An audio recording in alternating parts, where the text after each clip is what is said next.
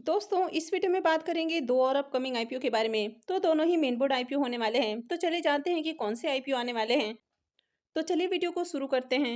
लेकिन इससे पहले कि मैं वीडियो को शुरू करूं, अगर आप इस चैनल पर पहली बार विजिट कर रहे हैं या फिर आपने चैनल अब तक सब्सक्राइब नहीं किया है तो चैनल को सब्सक्राइब कर लें और साथ में वीडियो को भी लाइक कर दें। तो पहले आईपीओ की बात करें तो पहला आईपीओ होने वाला है जीपीटी हेल्थ केयर आईपीओ। ये आईपीओ 22 फरवरी से ओपन होने वाला है और 26 फरवरी को क्लोज हो जाएगा। प्राइस बैंड की बात करें तो आईपीओ के प्राइस बैंड और लॉट साइज अब तक अपडेट नहीं किए गए हैं। लेकिन जिस तरह आईपीओ के डेट अनाउंस होते हुए देखने को मिले हैं तो जल्द ही अपडेट आती हुई देखने को मिलेगी। तो जैसे इसकी अपडेट आती है तो मैं भी आपको अपडेट कर दूंगी। अभी इस आईपीओ के इशू साइज को देखें तो आईपीओ का इशू साइज भी अब तक देखने को नहीं मिल रहा है कि कितने करोड़ का आईपीओ होने वाला है। वैसे यहाँ पर 40 करोड़ रुपए के फ्रेश इशू होने वाले हैं। अब जिस तरह यहाँ पर 40 करोड़ रुपए का फ्रेश इशू देखने को मिल रहा है तो ऐसे में आईपीओ का साइज बहुत बड़ा नहीं होने वाला है। हालांकि यहाँ पर ऑफर फॉर सेल भी है, लेकिन फिर भी उम्मीद है कि आईपीओ बहुत बड़ा नहीं रहेगा। तो ऐसे में आगे इस आईपीओ में आपको बम्पर डिमांड आती हुई देखने को मिलेगी, यानी कि ये आईपीओ भी छोटा ही आईपीओ होने वाला है। इस आईपीओ में ऑफर फॉर सेल के जरिए 2 करोड़ 60 लाख 82,786 शेयर्स ऑफर किए जाएंगे और ये मेन बोर्ड आईपीओ होने वाला है। तो कंपनी बीएससी और एनएससी पे लिस्ट होने वाली है। आईपीओ के रिजर्वेशन पोर्शन को देखें तो यहाँ पर क्यूआईबीएस के लिए 50% का पोर्शन है, रिटेलर्स के लिए 35% और एचएनआईज के लिए 15% का पोर्शन दिया गया है। तो जीपीटी हेल्थ केयर के बिजनेस को देखें तो कंपनी 1989 में इनकॉर्पोरेट हुई है। तो कंपनी काफ़ी पुरानी देखने को मिल रही है। Company mid size multi speciality hospital chain चलाते हुए देखने को मिलती है और इनके जो हॉस्पिटल्स हैं वो ईस्टर्न इंडिया में देखने को मिल जाते हैं। तो आईएलएस हॉस्पिटल ब्रांड्स के नाम से इनका हॉस्पिटल आपको देखने को मिल जाता है। तो बेसिकली ये जो कंपनी है हॉस्पिटल सेगमेंट में काम करती हुई देखने को मिलती है, यानी कि मल्टी स्पेशलिटी हॉस्पिटल इनका देखने को मिल जाता है। कंपनी के फाइनेंशियल को देखें तो फाइनेंशियल 21 से 23 का कंप्लीट फाइनेंशियल है और फाइनेंशियल 24 के 2 क्वार्टर का फाइनेंशियल है। तो कंपनी के एसेट के अंदर देखें तो एसेट में ईयर ऑन ईयर आपको ग्रोथ देखने को मिल रही है। कंपनी के रेवेन्यू को भी देखें तो साल दर साल कंपनी के रेवेन्यू भी बढ़ते हुए देखने को मिले हैं।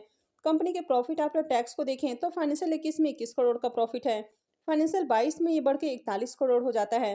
तो फाइनेंशियल 21 से 22 के बीच में देखें तो ऑलमोस्ट इसका जो प्रॉफिट है वो डबल होते हुए देखने को मिल रहा है। फाइनेंशियल 23 में देखें तो प्रॉफिट के अंदर गिरावट है। तो पहले जहां 41 करोड़ का प्रॉफिट था वो फाइनेंशियल 23 में गिरकर 39 करोड़ का देखने को मिल रहा है। फाइनेंशियल 24 के 2 क्वार्टर में देखें तो इसका जो प्रॉफिट है वो 23 साढ़े 23 करोड़ देखने को मिल रहा है। तो फाइनेंशियल 24 में भी प्रॉफिट के अंदर अच्छी ग्रोथ आपको देखने को मिल रही है। कंपनी के नेटवर्थ को भी देखें तो कंपनी के नेटवर्थ के अंदर आपको ग्रोथ देखने को मिल रही है। कंपनी के रिजर्व भी साल दर साल बढ़ते हुए देखने को मिल रहे हैं। हालांकि कंपनी आपको छोटी देखने को मिल रही है। अगर आप इसके रिजर्व को देखें तो यहाँ पर जिस हिसाब से इसके रिजर्व बढ़ते हुए देखने को मिले हैं तो कंपनी छोटी मालूम पड़ रही है। अब यहाँ पर कंपनी के बोरोइंग्स को भी देखें तो कंपनी के ऊपर ज़्यादा डेट भी नहीं है। करंट में 55 साढ़े 55 करोड़ का डेट देखने को मिल रहा है और कंपनी आईपीओ से जो फंड रेज करने वाली है तो उसे कर्ज का भी भुगतान करेगी। तो आगे ये जो डेट है ये कम होते हुए देखने को मिलेगा। इसके फाइनेंशियल में एक और बहुत बड़ा प्लस पॉइंट है कि कंपनी के जो डेट हैं वो लगातार कम हो रहे हैं, यानी कि कंपनी अपने कर्जे को लगातार कम कर रही है। तो कंपनी के ओवरऑल फाइनेंशियल को देखें तो कंपनी के फाइनेंशियल बढ़िया देखने को मिल रहे हैं। अब यहाँ पर कंपनी के आरओई और आरओसी नंबर को देखें तो ये दोनों ही नंबर काफ़ी अट्रैक्टिव देखने को मिल रहे हैं। डेट टू इक्विटी रेशियो 0.39 का है, यानी कि डेट बहुत कम है और आगे ये जो डेट है वो पूरी तरह से खत्म हो सकता है या कम हो सकता है। रिटर्न और नेटवर्थ को भी देखें तो ये नंबर भी काफ़ी अट्रैक्टिव है। तो ओवरऑल कंपनी के फाइनेंशियल बढ़िया है। हालांकि अभी आपको बहुत सारे अपडेट आते हुए देखने को नहीं मिले हैं कि आईपीओ का प्राइस क्या है, लॉट साइज क्या होने वाला है, आईपीओ का इशू साइज कितने का रहने वाला है। तो अभी बहुत सारी डिटेल्स आती हुई देखने को नहीं मिली है और इसका इसी कारण अब तक ग्रे मार्केट में प्रीमियम देखने को नहीं मिल रहा है। वैसे ये आईपीओ छोटा आईपीओ होने वाला है, तो आईपीओ ओपन होने के साथ ही यहाँ पर भी धमाकेदार प्रीमियम आपको देखने को मिल सकते हैं। तो जैसे इसके प्रीमियम से रिलेटेड कोई भी अपडेट आता है तो मैं भी आपको अपडेट कर दूंगी। तो इसके लिए आप चैनल से जुड़े रहें और चैनल को सब्सक्राइब करके रखें और साथ में वीडियो को भी लाइक कर दें। तो चलिए देख लेते हैं नेक्स्ट आईपीओ को। नेक्स्ट आईपीओ है जूनिपर होटल्स का आईपीओ। ये आईपीओ 21 फरवरी से ही ओपन होने वाला है और ये 23 को क्लोज होगा। फेस वैल्यू 10 रुपये पर शेयर है, बुकिंग प्राइस 360 रुपये है और आईपीओ में 40 शेयर्स का लॉट है। अब इस आईपीओ के साइज को देखें तो आईपीओ बहुत ही बड़ा है, यानी कि 1800 करोड़ रुपए का आईपीओ होने वाला है और पूरा का पूरा फ्रेश इशू का आईपीओ रहेगा और ये मेन बोर्ड आईपीओ है। कंपनी बीएससी और एनएससी पे लिस्ट होने वाली है।